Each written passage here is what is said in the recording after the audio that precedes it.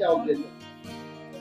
ये जो हमारी प्रेस वार्ता है, मेरा नाम विराट सिंह है, मैं तपोवन का अध्यक्ष हूँ। ये जो प्रेस वार्ता आज हमने आयोजित की है, ये हमारे संस्था तपोवन के सालाना कार्यक्रमों के उपलक्ष्य में क्या-क्या कार्यक्रम हम सालाना करेंगे इस साल, क्या हमारी रणनीति होगी, कैसे हम आगे बढ़ेंगे, कि हम खाली बोल रहे नहीं, हम जो कर रहे हैं उसकी सिर्फ बात कर रहे हैं। तो उसके बारे में ये हमने आज ये प्रेस कॉन्फ्रेंस की।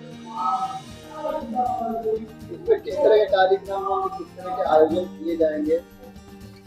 इसमें बेसिकली पहले तो मैं आपको बताना चाहूँ कि हमने अपने कार्यक्रमों को 3 भागों में विभाजित किया है, शैक्षिक, सांस्कृतिक और क्रीड़ा संबंधी यानी खेल संबंधी। जो सांस्कृतिक कार्यक्रम है उनमें हम जैसे अभी हमारा है कुछ दिनों बाद नवंबर में ही ये हमारा दिवाली के साथ डांडिया नाइट का प्रोग्राम है कि आप दिवाली के कल्चर को भी जानो और डांडिया के कल्चर को भी जानो।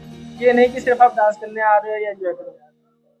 तो बेसिकली हमारा है कि आप अपने रूट्स को जानो। और भी सांस्कृतिक कार्यक्रम होंगे जैसे नवीन कवियों द्वारा जो है राष्ट्र के प्रति आपके क्या विचार हैं उस पर गोष्ठी, भारत की महान विभूतियों पे आपके शास्त्रार्थ, आपके निबंध प्रतियोगिता और खेलों में आपको शिव मोहन शर्मा जी बताएंगे कि क्रिकेट और फुटबॉल में। नमस्कार, जय हिंद दोस्तों, मैं शिव मोहन शर्मा हूँ। मैं तपोवन का एक तरह से आप कह सकते हैं कि मुख्य प्रवक्ता भी हूँ और शायद अभी कुछ समय बाद जब हमारा तपोवन बढ़ने शुरू होगा तो हम फिलहाल उत्तर प्रदेश को लेकर चल रहे हैं। अभी तो उत्तर प्रदेश के 75 जिलों में हमने प्लान किया है कि क्या क्या चीजें करने वाले, जिसमें हम युवाओं को टारगेट करने वाले। और युवाओं की अगर बात करेंगे आप, तो जैसा कि आप सभी जानते हैं कि भारत युवाओं का देश कहा जा रहा है। हमने बहुत सारी ऐसी प्लानिंग करके रखी है। देखिए, गवर्नमेंट की तरफ से भी आप देखिए 2030 तक हम बनने वाले विश्व की तीसरी अर्थव्यवस्था, 5वीं बनी चुके हैं। ऐसे बहुत सारे कि 2050 तक हम विकसित होना चाह रहे हैं। तो ऐसे में सबसे बड़ा जो काम करेगा आप जानते हैं, यूथ ही करेगा।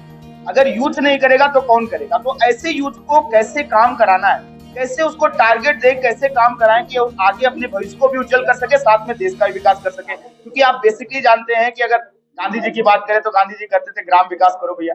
ग्राम विकास होगा तो बहुत सारे गांव से ब्लॉक डेवलप होगा, ब्लॉक से आपका जिला डेवलप होगा, ऐसे बहुत सारे जिलों से आपके स्टेट डेवलप होंगे और बहुत सारे स्टेट मिलकर आपका देश डेवलप कर लेंगे। तो हमने यूपी को लिया है। यूपी में हम मेन क्या करने वाले हैं कि जो जैसे अलग अलग क्रिकेट प्रतियोगिताएं कराएंगे, जिसमें जैसे यूथ लेवल है आपका वो इन्वॉल्व हो। हम फ्री एंट्री कराएंगे, उनके लिए किट की व्यवस्था, उनके लिए जो भी रिफ्रेशमेंट की व्यवस्था, उनको अच्छे से सिखाने की भी व्यवस्था। अलग अलग ग्राउंड में हमने कोचेस भी अपॉइंट करके रखे हैं कि अगर आपको सीखना और आपको कहीं नहीं मिल पा रहा है, ऐसे में क्रिकेट हो गया, फुटबॉल हो गया। अभी हमने फुटबॉल स्पॉन्सर किया और आपकी जानकारी के लिए बता दें कि स्टेट लेवल पर आपके उत्तर प्रदेश में हमारी फुटबॉल टीम सेकंड आई है और हमारे ही बच्चे चुन के गए हैं तपोवन की तरफ से। जो स्पॉन्सर थे, संतोष ट्रॉफी जो कि नेशनल गेम होता है फुटबॉल में, वहां तक भी गए।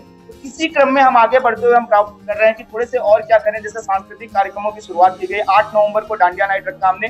उसके साथ हमने ये रखा कि डांडिया नाइट क्या होता है भैया, क्या है, आप क्यों शक्ति की पूजा कर रहे हो, कैसे शक्ति की पूजा होती है और क्यों इन्वॉल्व हो, सिर्फ नाचने आ रहे हो कि आपको पता भी उसके बारे में क्या। तो ऐसी चीजों को भी हम कराने वाले हैं। बच्चों से निबंध प्रतियोगिता, जैसे विराट सिंह जी ने बताया, और निबंध प्रतियोगिताएं इस आधार पर कराएंगे कि आपका यूथ कैसा सोचता है। ये नहीं कि हमने आपको एक टॉपिक दे दिया, जैसे महापुरुषों से संबंधित बातें कि गांधी जी क्या थे भाई, महाराणा प्रताप ने कैसे काम किए, आपके यहाँ अशोक कैसे काम करे थे, हर्षवर्धन ने क्या किया, आपके यहाँ पे वैदिक कल्चर कैसे चला, लेटर वैदिक में कैसे परेशानी, ऐसी सब निबंध प्रतियोगिता, ताकि आपको एक जानकारी ऐसी मिले जिससे कि आप आगे अपना भी विकास कर सके और देश के विकास में भी भागीदारी कर सके।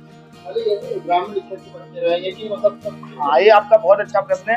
तो आप सभी को मैं बता दूं कि यहाँ पर हमने टारगेट किया कि जो भी यहाँ पर हम ग्रामीण क्षेत्रों को भी टारगेट करके चल रहे हैं, साथ में शहरी।